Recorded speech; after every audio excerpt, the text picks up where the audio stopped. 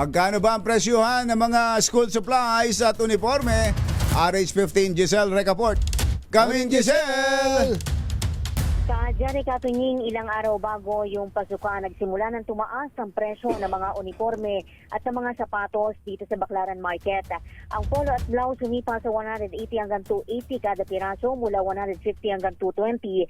Pantalon 350 mula 250 hanggang 280. Palda naman 350 mula 250 o 250 hanggang 280 pesos.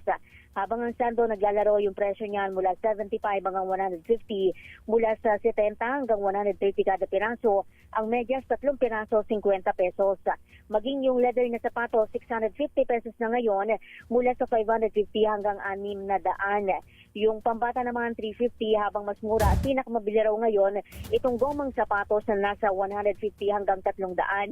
Sa mga pamasok na bag 150 hanggang 280 ang pinakamura para doon sa mga pambata habang 300 hanggang 550 naman yung mga class A.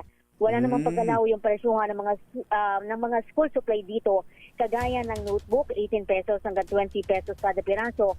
Ang bundle niyan o yung isang bundle 180 pesos. Lapis 15 hanggang 20 pesos kada piraso, 100 hanggang 180 pesos ang isang dosena naman. Ang ballpen 10 piso hanggang 15 pesos, 120 ang isang kahon. Crayola 65 pesos hanggang 130, gunting 35 pesos ang kada piraso. Ang glue 25 pesos, ang yellow pad naman 50 hanggang 65 pesos. Habang yung pencil case 150 kada piraso, watercolor 35 hanggang 85 pesos, habang yung pencil pen 15 pesos. Kompleto. Yung payong, Oo. pero Ba't may mga bra ko nakita, Giselle? May mga bra ko nakita na... ha? Pwede ka kay Dennis yan? Yung mga pambal.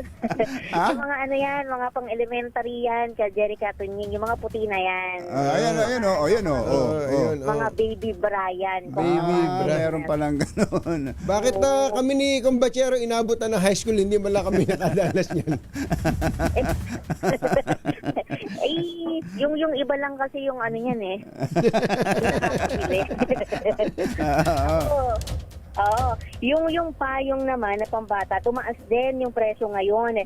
Mula sa dating 100 hanggang 120 kada piraso, 150 na yan ngayon. Habang 100 hanggang 150 naman yung tumbler dito sa pamilyan.